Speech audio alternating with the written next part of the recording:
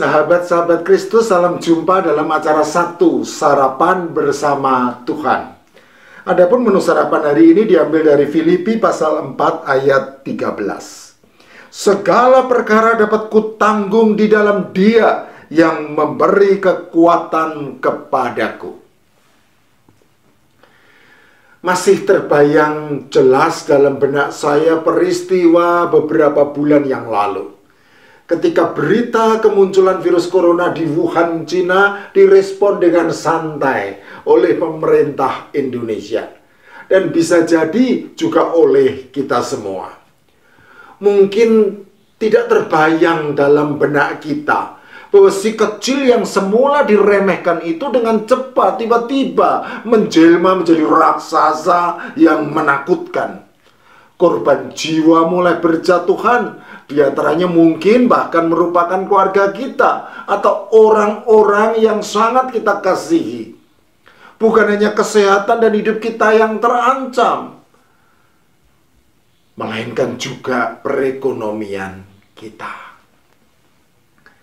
1 bulan pertama semenjak bencana pandemi virus corona mulai merebak, kita masih bisa tersenyum, bahkan tertawa.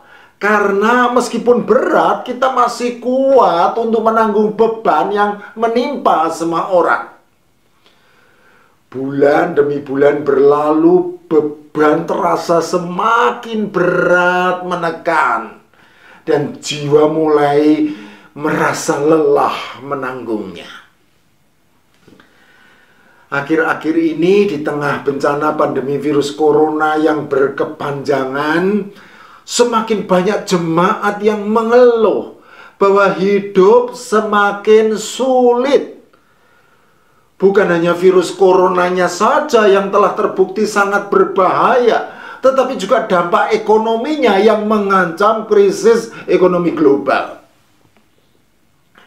Jemaat yang menjadi karyawan mulai dirumahkan dengan gaji bulanan yang tidak dibayar penuh. Bahkan banyak juga yang di PHK. Sedangkan jemaat yang mempunyai perusahaan atau usaha sendiri merasakan omsetnya menurun drastis, nyaris ke titik nol. Sehingga terpaksa merumahkan karyawan. Atau dengan berat hati, akhirnya terpaksa mem-PHK-nya. Hidup semakin berat. Meskipun hidup bukan untuk makan, tetapi jika mau hidup harus makan. Setiap hari bahkan. Tetapi apa yang akan dimakan jika uang untuk membeli makanan saja sudah tidak ada lagi? Anjuran di rumah saja memang baik untuk menjaga kesehatan dan hidup kita, supaya tidak mati karena virus corona. Tetapi jika tidak ada lagi penghasilan untuk menafkahi hidup, maka pada akhirnya mati juga karena kelaparan. Hidup semakin berat. Dapatkah kita menanggungnya? Sahabat-sahabat Kristus, Rasul Paulus juga pernah merasakan hal yang sama seperti yang kita alami saat ini.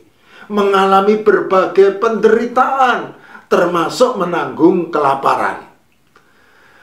Seperti yang kita ketahui, Paulus melayani Tuhan dengan memberitakan Injil Kerajaan Allah kepada bangsa-bangsa bukan Yahudi sambil bekerja sebagai tukang pembuat kemah. Kisah Para Rasul pasal 18 ayat 3. Tetapi karena fokus hidup Paulus adalah untuk memberitakan Injil dan bukan membuat kemah, maka penghasilannya sering tidak cukup untuk menafkahi hidupnya. Itu sebabnya tidak mengherankan apabila Paulus juga sering mengalami kekurangan dan kelaparan. Meskipun ada juga jemaat yang turut menunjang hidupnya dengan sukarela dan sukacita. 2 Korintus pasal 11 ayat 8 dan 9. Jadi ketika Rasul Paulus menyatakan kepada jemaat di Filipi bahwa ia tahu apa itu kekurangan dan apa itu kelimpahan, maka sejatinya hal tersebut merupakan pengalaman pribadi yang sudah bukan menjadi rahasia lagi.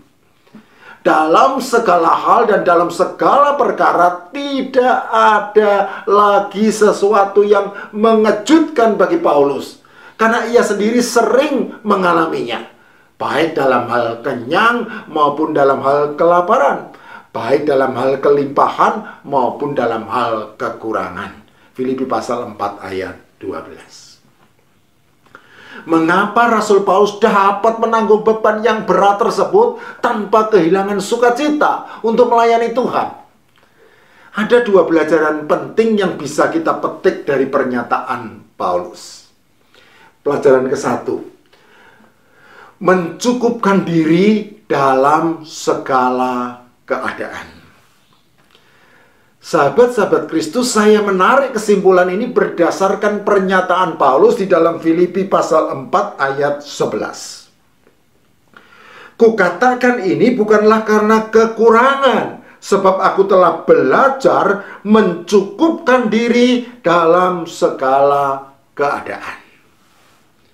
Paulus sendiri menyatakan bahwa ia pernah mengalami kelimpahan, tetapi ia juga pernah mengalami kekurangan. Ia pernah mengalami kekenyangan, tetapi ia pernah juga mengalami kelaparan. Filipi pasal 4 ayat 12. Ia sudah pernah mengalami berbagai keadaan, suka maupun duka, baik yang menyenangkan maupun yang menyedihkan. Paulus tahu bahwa keadaan bisa berubah dan selalu berubah. Oleh karena itu yang terpenting bukanlah bagaimana keadaannya, melainkan sikap terhadap keadaan tersebut. Itulah sebabnya Paulus menyikapi segala keadaan yang pernah dialaminya dengan belajar mencukupkan diri dalam segala keadaan. Maksud Paulus dengan frasa mencukupkan diri dalam segala keadaan adalah pada saat mengalami kelimpahan, ia tidak lantas hidup boros, berfoya-foya, berpesta pora, melainkan hidup wajar sebagaimana biasanya ia menjalani hidup sehari-hari. Sebaliknya, pada saat mengalami kekurangan, ia bertahan dengan segala apa yang ada padanya, bahkan mengencangkan ikat pinggangnya dan menahan lapar. Menurut saya, kata kunci yang penting di dalam sikap Paulus adalah kata cukup. Paulus bisa merasa cukup, sehingga ia juga bisa belajar untuk mencukupkan diri. Cukup. Cukup itu relatif, demikian pernyataan banyak orang. Cukup bagimu belum tentu cukup bagiku. Begitulah lanjut pernyataan mereka. Mungkin tidak banyak yang bisa merasa puas hanya dengan cukup. Kebanyakan orang maunya lebih dari sekadar cukup. Mungkin itu sah-sah saja. Tetapi baik cukup atau tidak, kita harus belajar mencukupkan diri. Terus terang, saat ini saya juga sedang belajar mencukupkan diri dalam segala keadaan. Misalnya, dulu saya sering bepergian, bersenang-senang mencari hiburan di luar rumah. Tetapi saat ini terpaksa harus membatasi keluar apabila tidak ada hal penting. Bosan dan jenuh itu sudah pasti. Tetapi saya belajar mencukupkan diri dalam keadaan di rumah saja. Contoh yang lain, saya paling suka makan makanan yang enak. Saya tak peduli meskipun tidak punya mobil, smartphone yang mahal, pakaian bermerek kelas atas, atau barang-barang mewah lainnya. Asalkan bisa makan makanan yang enak. Oleh karena itu, biaya terbesar dalam tata kelola keuangan rumah tangga saya adalah untuk makan makanan yang enak. Dulu saya dan istri saya selalu makan di warung makan karena kami hampir tidak pernah masak sendiri. Tetapi sekarang kami harus membatasi keluar rumah dan makan makanan yang kami masak sendiri. dengan bahan-bahan seadanya yang kami beli dari penjual sayur keliling yang lewat depan rumah. Bosan dan jenuh itu sudah pasti. Tetapi saya belajar mencukupkan diri dengan makan makanan yang kami masak sendiri. Sahabat-sahabat Kristus, kita semua tahu bahwa keadaan bisa berubah dan selalu berubah. 6 bulan lalu sebelum bencana pandemi virus corona merebak, keadaan perekonomian kita bisa dibilang mapan. Tetapi saat ini mungkin mulai goyah atau bahkan sudah porak-poranda. Kita pernah mengalami kelimpahan, tetapi kita juga pernah mengalami kekurangan. Belajar dari Paulus. Mari kita mencukupkan diri dalam segala keadaan. Bertahan dengan segala apa yang ada pada kita sambil terus berharap datangnya pemulihan bagi hidup kita kepada Tuhan Yesus Kristus. Pelajaran kedua, mengandalkan Tuhan dalam segala perkara. Sahabat-sahabat Kristus, saya menarik kesimpulan ini berdasarkan pernyataan Paulus dalam Filipi 4 ayat 13. Segala perkara dapat kutanggung di dalam Dia yang memberi kekuatan kepadaku.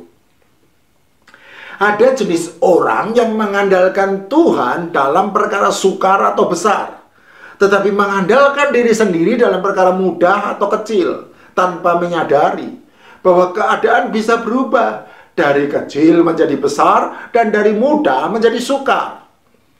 Ada jenis orang yang mengandalkan Tuhan dalam perkara keluarga dan rumah tangganya, tetapi mengandalkan diri sendiri mengurus perkara bisnisnya dengan kekuatan sendiri, karena mengira bahwa perkara bisnis tidak bisa diurus oleh Tuhan, atau mungkin bisnisnya terlalu kotor sehingga tidak pantas apabila melibatkan Tuhan.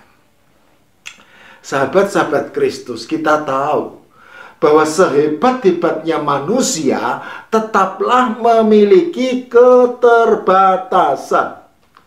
Oleh karena itu penting bagi kita yang terbatas ini untuk selalu mengandalkan Tuhan yang tidak terbatas.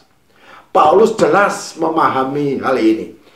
Itulah sebabnya meskipun sudah belajar mencukupkan diri dalam segala keadaan, Paulus tetap mengakui bahwa Tuhanlah yang memberi kekuatan kepadanya sehingga ia dapat menanggung segala perkara yang terjadi dalam hidupnya.